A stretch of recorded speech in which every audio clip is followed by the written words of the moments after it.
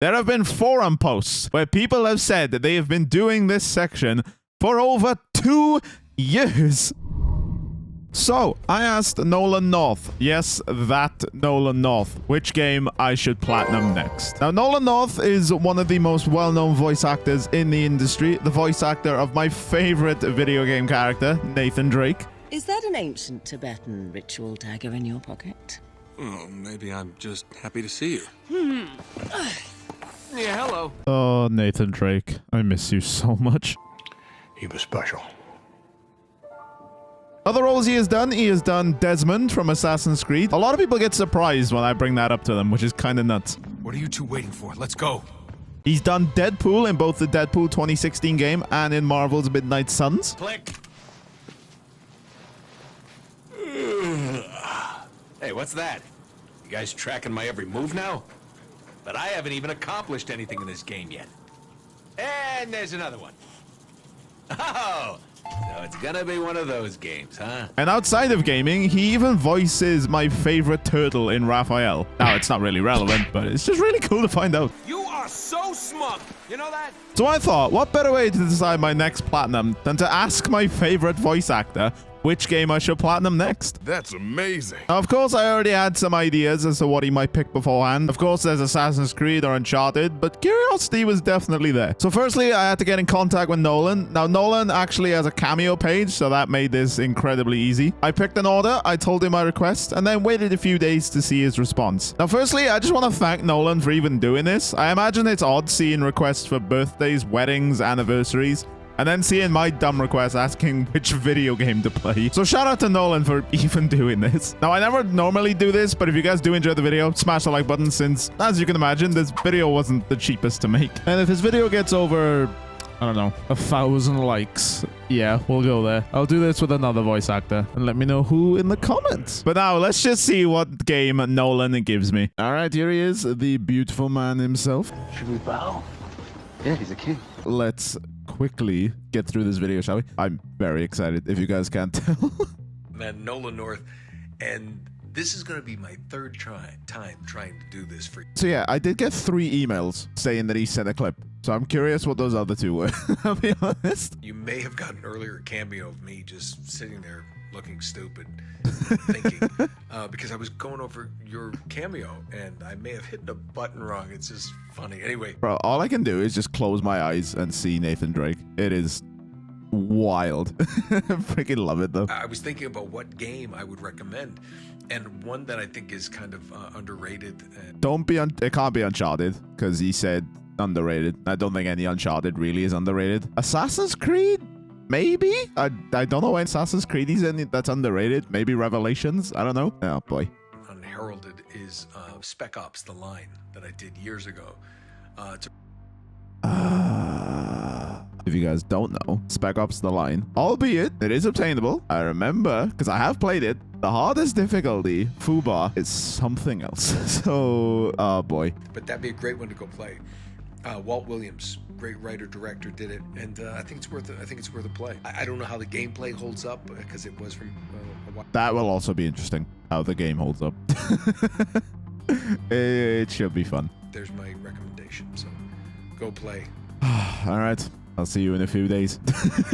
48 hours later. All right, 2 days later, I now have a HDMI splitter. I now have Spec Ops The Line. So, Mr. Nolan, I accept your challenge. Spec Ops The Line. Ah, these good old updates. I do not miss these. So, Spec Ops The Line, how is the platinum? So, I just mentioned Fubar difficulty. Now, this can be quite a difficult campaign difficulty, and I'll touch on why in a little bit. But since you have to unlock Fubar difficulty, you have to beat the game on S mission difficulty. I think if I say the S word, YouTube might actually demonetize me. All right, we're playing on hardened difficulty, if we're talking about COD. On the first playthrough, we're going to be beating the game on the second hardest difficulty while getting some miscellaneous trophies as well as the 24 collectibles in the game. As far as trophy lists go, it's really one of the simplest, I'll be honest. Also, if you couldn't tell by now, yes, Nolan North is in this game and he voices the main character. Gentlemen, welcome to Dubai. Yep. Now, this game came out in 2012. Not a lot of it has aged that well. Some cover mechanics are rusty at best. I pressed X. but the shooting can be quite finicky. One thing, however, that has aged quite well is the story. A quick rundown of the story. You, a Delta recon team, is sent into Dubai after a huge sandstorm basically wiped it off the map. Imagine Rapture in Bioshock, except you're not underwater, you're under sand. I'm not going to spoil the story since, honestly, the story is brilliant and I wouldn't want to ruin it for anyone looking to potentially pick it up. And I really would recommend you guys pick this game up. If you have the means to play it, while the mechanics of the game have aged not well, the story is definitely worth a play. So let's begin this platinum run, shall we? And I just want to say, coming back to a PS3 controller layout after basically 5 years was something to get used to. Oh, it's R1 to shoot. Oh no, that's gonna take some getting used to. We bump into our first enemy encounter, and this also teaches you how to use the environment to your advantage by shooting out particular windows. Nice. Also, another mechanic that will be proved to be useful on your playthroughs, especially Fubar difficulty, you can target an enemy for your team to attack. This can be whether to pick off a sniper in the distance or a dangerous shotgunner charging your position. Give me the word and I'll take him out. Lugo, take him out. Yes, sir. Holy shit. While holding out your position against waves of enemies, I'm just gonna let you guys see.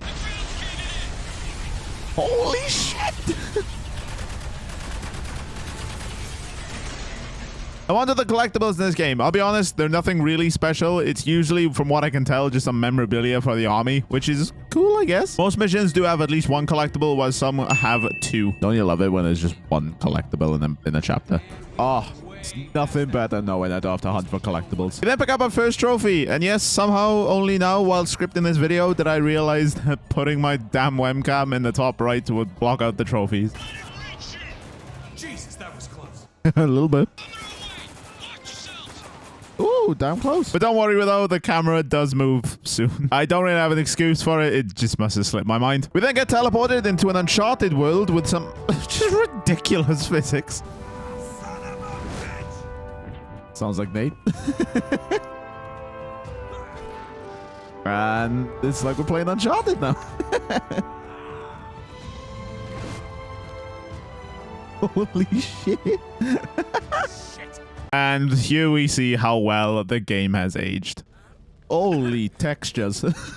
Oh my god. Now here, if you're on Fubar difficulty, this will be one of your biggest challenges to see if you can do this difficulty. And we will touch on that when we get to it. Just all I'll say is just remember this room. Also, something to note, checkpoints on this game can be absolutely absurd. Ah, oh, so close. Holy checkpoint. Now, anyone who has done Fubar difficulty, I imagine this next clip will give you some PTSD. Basically, this section on Fubar difficulty is it's just unfair. On this difficulty, I did it first try, but on Fubar, oh my god. So one thing this game does have is branching paths. Now, they don't really change a whole lot besides the final mission where one choice will give you a few different endings. Take this one, for example. You can choose to save this guy or let him die and sneak around the enemies. Saving him results in another shooter, while sneaking around, if done correctly, will skip the fight. These choices don't really change the final result since he does end up dying anyway. And you do have to do each of the branching paths to get a platinum, as each branching path has its own trophy. However, some of these paths, like this one, are recommended on Fubar, since the less shooting you have to do on Fubar, the better. Of course, with this being a military shooter, you have to have an AC-130 type mission where you're dropping missiles from the sky. However, the outcome of this mission is quite something. Again, no spoilers, but all I'll say is, if you know, you know. Just here's my reaction after the cutscene ended. It's been like 5 days since I beat this game first time, and just it's still hitting me. It's wild. Oh, Nolan, you might have gotten this video age restricted. Jesus Christ, this is freaking nuts. As we advance into chapter 9, we have to make a choice. While having sniper scopes pointing at us, we have to make the choice of, do we kill a soldier or a civilian, or do we try and kill the snipers? Now, at the time, didn't really know you could kill the snipers, but that is another trophy. But also, killing one of the two prisoners is also a trophy.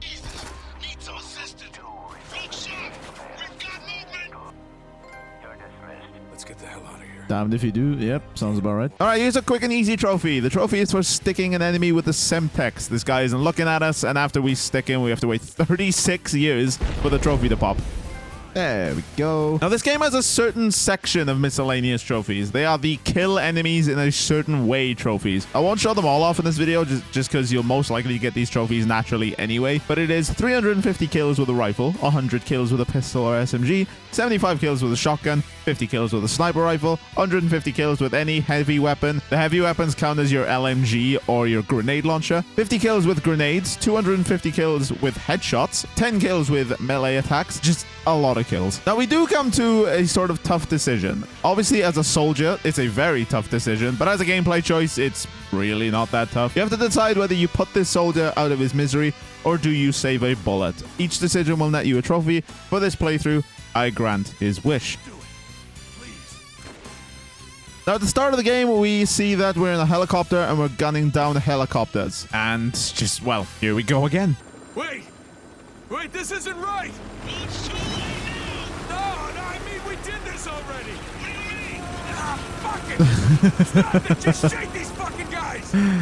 At least they're self-aware. I love the fourth wall break. And in the final chapter, we pick up the 24th collectible, and then we roll credits. Now, this is an end credits scene. I won't show too much of it, but just know you will come back to this scene, and there's 2 decisions you make, and each of them will get you a trophy. So basically, there's 3 endings, roughly, and you have to get all of them for a trophy. But since the last chapter is like 5 minutes long, it's really not that bad. All right, now on to Fubar difficulty. I ain't going to enjoy this. Now, probably the best way I've seen people describe this difficulty is it's harder than Uncharted's Crushing, but it's not harder than Call of Duty World at War. And to be honest, I'd probably agree with this. I've beaten both World at War on Veteran and many Uncharted's on Crushing, but just look at how quickly you can potentially die. Fubar difficulty is certainly not one I will forget for a while, especially certain sections. Now, one of the best things you can do on this difficulty to ease the difficulty is use your teammates. Now, while your teammates can go down, their death timer is more than reasonable, but the damage your teammates can do is quite something, and it will kill enemies really quickly. Now, truth be told, I really didn't have much issues with the first few chapters of this game. The difficulty is obviously there, and I did die a few times, but nothing where I was particularly stuck until we get to the dreaded chapter 6. Oh, here we go. Now, this chapter has 2 difficult sections. The first one, you're surrounded by enemies, and you don't have your team with you, and your ammo is very limited. Let's just see how it goes. Oh, lads, hurry up. I have no ammo.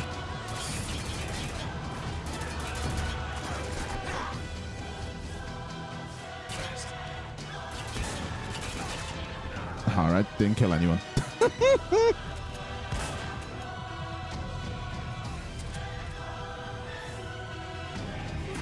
Oh my God, have mercy. Oh, here they come, here they come. Help me out, lads. Help me out. Oh my God. Checkpoint reached. Now. Yes. All right, now that that is done, we come to easily the most BS section of this entire game. I'm convinced this section was not tested on Fubar difficulty because I'm all for difficulty, but this is just absurd. It's not even difficult. You just have to be really lucky. There have been forum posts where people have said that they have been doing this section for over 2 years. Basically, you have to sprint past this. Sorry about that. You have to sprint past the... Yeah, you'll be hearing that line a lot. And I imagine if you've done this game, you've heard this line a lot. Now, one thing I would recommend you do for this section is have a pistol or an SMG out because you do run faster while holding one. Now, just cue the death montage because you know there is one. Bro.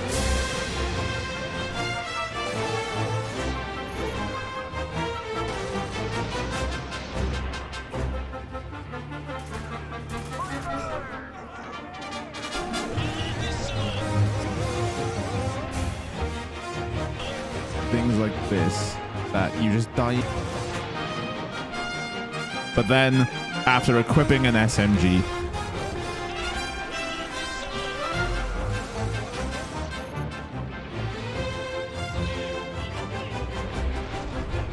okay.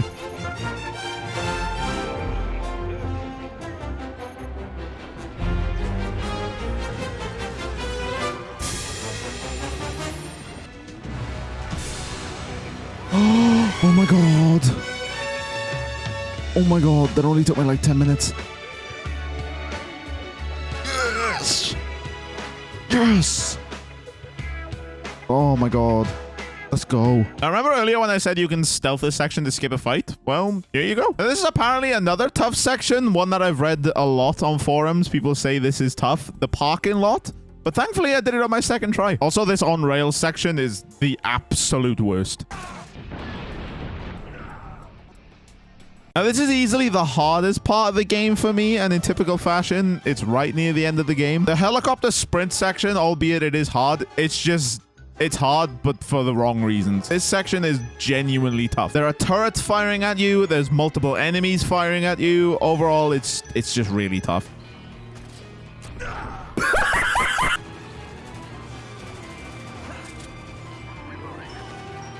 Oh, thank God. And I like to think here is when I knew I had done it. I had beaten Fubar difficulty.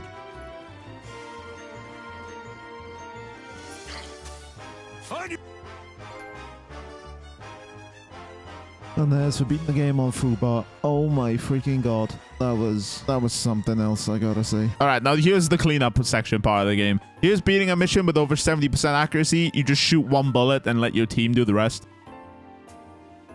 This is me beating 3 missions in a row without dying or restarting a checkpoint. Again, just go from chapter 1 to chapter 3. They're very short chapters and you'll get it really easily.